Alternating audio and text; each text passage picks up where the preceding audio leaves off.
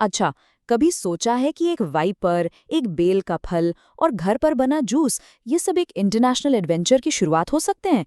आज हम एक ऐसे ही ट्रैवल व्लॉग की कहानी को समझने वाले हैं, जो एक बहुत ही आम सी सुबह से शुरू होती है और फिर पहुंचती है कुछ अनचाही मुश्किलों तक और आखिर में एक ऐसी दिल छू लेने वाली मुलाकात पर जो सब कुछ बदल देती है।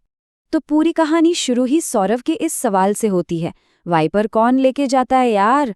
और ये सवाल तब आता है जब वो अवंतिका को एक पेड़ से फल तोड़ने के लिए वाइपर का इस्तेमाल करते हुए देखते हैं। मतलब ये जो मज़ेदार और थोड़ा अजीब सा सीन है ना, वो इनकी आने वाली यात्रा के लिए एक परफेक्ट स्टेज तैयार कर देता है। तो कैसे घर का एक छोटा मोटा काम एक इंटरनेशनल ट्रिप की शुरुआत बन सकता है? ये सब शुरू होता है एक बिल्कुल नॉर्मल सुबह से, और हम यही देखने वाले हैं कि कैसे ये मामूली सा पल एक बहुत बड़ी यात्रा की नींव रखता है। तो देखिए, ये वो पल है जिसने सब कुछ शुरू किया। अवंतिका अपने मिशन पर हैं, एक वाइपर को हथियार की तरह इस्तेमाल कर रही हैं और सौरभ उन्हें हैरानी और मजे के मिले-जुले भाव से देख रहे हैं। सच कहूं तो ये सीन उनकी पूरी ट्रिप का एक छोटा सा ट्रेलर है, समझ लीजिए।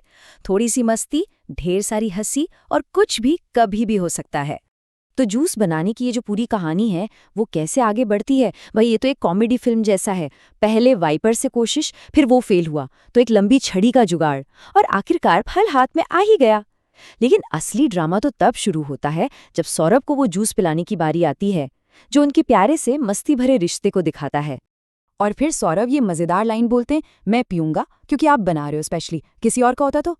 ये उनके रिश्ते का एक परफेक्ट स्नैपशॉट है, जहाँ थोड़ी नोक-झोंक है और बहुत सारा प्यार भी। तो जैसे ये जूस वाला ड्रामा खत्म होता है ना, कहानी में एक बड़ा ट्विस्ट आता है।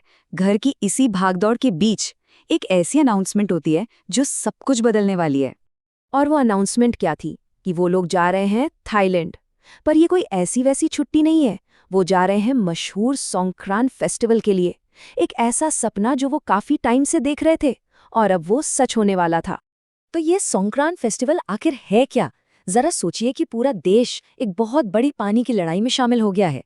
ये थाईलैंड का नया साल होता है, और इसे सेलिब्रेट करने का तरीका है पानी से, जो बुराई को धोने और एक नई शुरुआत का प्रतीक है। कुछ कुछ भारत की होली जैसा ही है, बस रंगों की जगह पानी की बंदूकें, बाल्टियां और पाइप होते हैं। तो भाई, इतने बड़े वाटर फेस्टिवल की तैयारी कैसे होगी?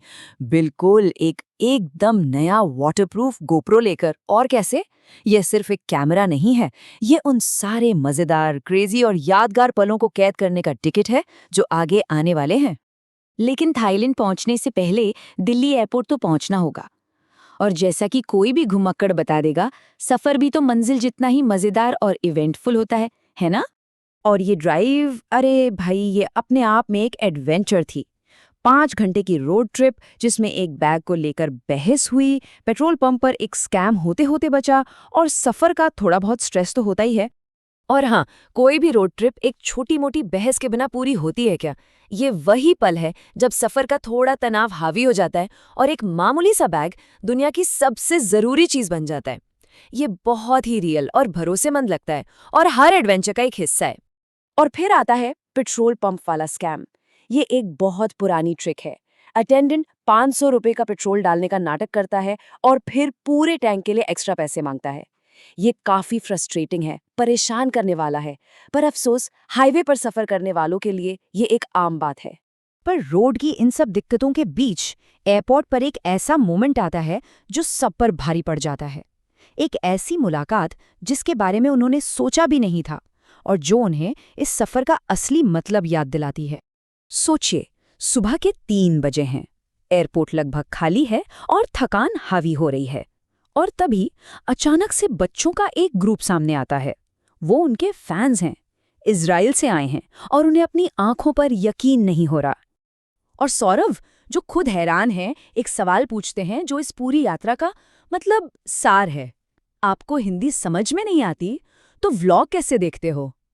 ये एक बहुत ही सीधा सा सवाल है, लेकिन इसका जवाब सब कुछ बदल देता है। और उस बच्चे का जवाब था, we can just see your face. हम बस आपका चेहरा देख सकते हैं। ये वो पल था जो लैंग्वेज, कल्चर, देश सबसे ऊपर था। ये एक रिमाइंडर था कि असली कनेक्शन के लिए शब्दों की जरूरत नहीं होती, बस एहसास ही काफी है। और बस उसी एक पल में सौरभ को शायद अपने काम की असली ताकत का एहसास होता है। बात हिंदी या इंग्लिश की है ही नहीं, बात है ऐसी कहानियां बनाने की जो भाषा की सीमाओं को तोड़कर दुनिया भर के लोगों के दिलों से जुड़ सकें। तो एक लंबी, इवेंटफुल और कह सकते हैं जिंदगी बदलने वाली रात के बाद वो आखिरकार थाईलैंड पहुंच जाते हैं। एडवेंचर अब शुरू होने वाला है। और हाँ, किसी नए देश में पहुंचने का सबसे पहला साइन क्या होता है? टाइम का फर्क। उनकी घड़ियां अचानक 1.5 घंटा आगे हो जाती हैं, जो इस बात का रिमाइंडर है कि वो घर से बहुत दूर आ चुके हैं। और एयरपोर्ट पर उनका वेलकम होता है एक साइन के साथ जिस पर लिखा था the OG YouTuber Saurabh Joshi in Thailand. ये एक बहुत ही अच्छा वेलकम था, एक इशारा कि वो पहुंच चुके हैं और एडवेंचर बस शुरू ही होने वाला है। और बस यहीं पर ये व्लॉग खत्म हो जाता है। लेकिन कहानी अभी खत्म नहीं हुई है, बिल्कुल नहीं। असल में वो तो अब शुरू हो रही है। सॉन्ग्क्रान फेस्टिवल इंतजार कर रहा है और आगे बहुत कुछ देखना बाकी है। तो इस सफर से क्या बातें सामने आती हैं? यही कि सबसे अच्छी कहानियां अक्सर बिना प्लान के बनती हैं, कि हर सफर में थोड़ी मुश्किलें आती हैं, और सबसे जरूरी बात कि इंसानों का कनेक्शन किसी भी भाषा से कहीं ज्यादा मजबूत होता है। तो वहां पहुंचने का सफर तो खत्म हो गया, लेकिन एडवेंचर तो अब शुरू हो रहा है। और ये सब हमें एक सवाल पर लाकर छोड़ देता है। एक ऐसी दुनिया में जहां सब एक दूसरे से जुड़े हुए हैं, ऐसे कंटेंट का असल में क्या मतलब है जिसकी कोई भाषा ही ना हो?